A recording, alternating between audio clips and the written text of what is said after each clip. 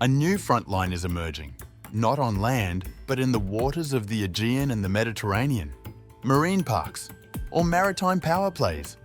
As Turkey redraws its ocean boundaries and Greece militarizes its islands, an old rivalry surges beneath the waves, threatening to spill over into open conflict. This isn't just about fish or coral reefs. It's about sovereignty, treaties, and who truly controls the sea.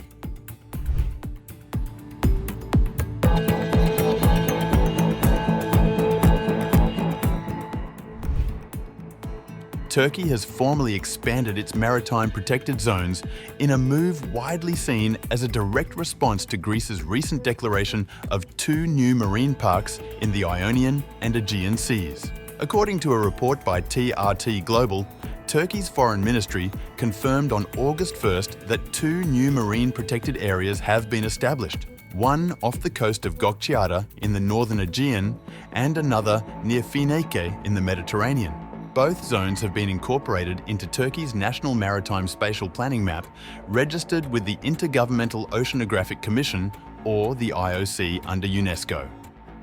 Officials say the newly designated areas aim to safeguard marine ecosystems while permitting continued economic activity such as fishing and tourism. The decision was coordinated by the Ministry of Foreign Affairs in collaboration with several national bodies and included legal guidance from Ankara University's National Research Centre for Maritime Law. To enhance oversight, Turkey has also set up a new Marine Spatial Planning Coordination Board under the Foreign Ministry to assess the environmental impact of maritime activities. The timing of the announcement is no coincidence. Turkey had earlier raised objections to Greece's own marine park declarations, warning that such unilateral moves could infringe on Turkish rights in contested areas of the Aegean. In a statement issued on July 21, 2025, the Turkish Foreign Ministry criticised Athens for attempting to establish fate's accomplice in maritime zones where sovereignty remains disputed. Similar concerns had been voiced previously in an April 9, 2024 statement. While marine parks are typically associated with conservation, Turkish officials argue that Greece's actions may carry legal and geopolitical implications, particularly concerning the status of certain islets and rock formations not formally transferred to Greece under post-war treaties. Ankara maintains that these moves lack legal weight and do not impact Turkey's rights or interests in the Aegean. Still, officials have called for regional coordination in managing semi-enclosed seas like the Aegean and urged Athens to abide by the principles of the Athens Declaration on Friendly Relations and Good Neighbourliness, signed by President Recep Tayyip Erdogan and Greek Prime Minister Kyriakos Mitsotakis on December 7, 2023. The maps associated with Turkey's expanded maritime agenda were published by the Ankara University National Centre for the Sea and Maritime Law, DEHUKAM. The Turkish Foreign Ministry also issued a diplomatic note criticising Greece's marine park initiative as a unilateral action in regions where sovereignty remains in dispute.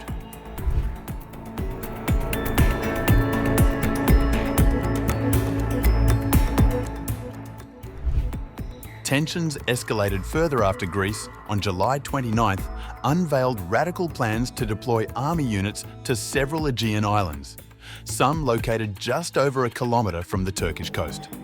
Under the so-called Agenda 2030, these frontline military formations would be able to grow their own food, generate their own energy, and operate without command support from the Greek mainland.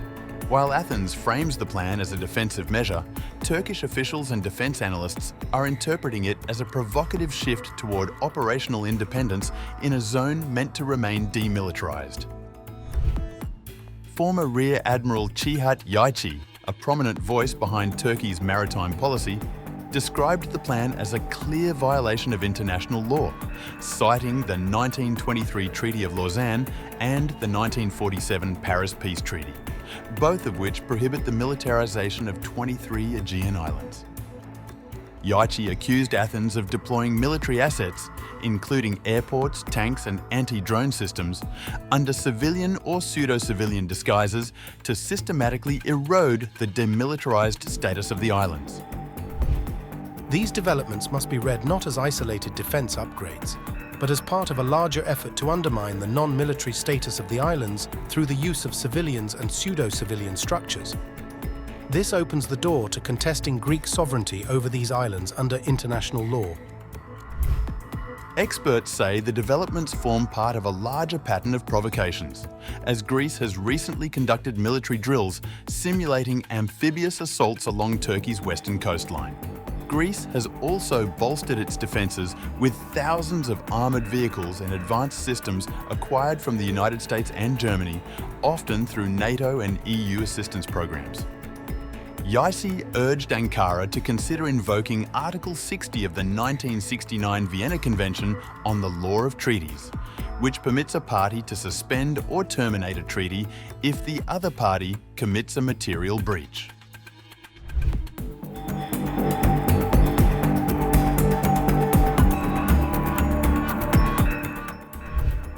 Turkey's latest marine protection maps have added fuel to the fire. Published by Ankara University National Centre for the Sea and Maritime Law, the new maps display proposed marine parks that extend into areas Athens considers part of its sovereign waters. In the Aegean, the boundaries stretch west of the Turkish islands of Imbros and Tenedos, nearing the Greek islands of Samothrace and Lemnos. In the Eastern Mediterranean, the park's perimeter begins northeast of Rhodes and reaches the waters off Antalya, conspicuously excluding and surrounding the Greek island of Castellarizo. The Turkish vision of an exclusive economic zone, or EEZ, represented on these maps, disregards the maritime entitlement of numerous Greek islands, a point Athens vehemently opposes. The Greek Foreign Ministry responded on Saturday, condemning the declaration as unacceptable, unilateral and illegal.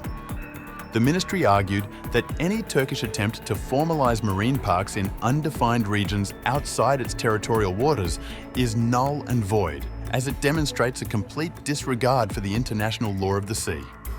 Greece further dismissed Ankara's claim that mutual agreement is required for declarations in semi-enclosed seas, stating unequivocally that the legal status of the Aegean is permanently defined by international treaties.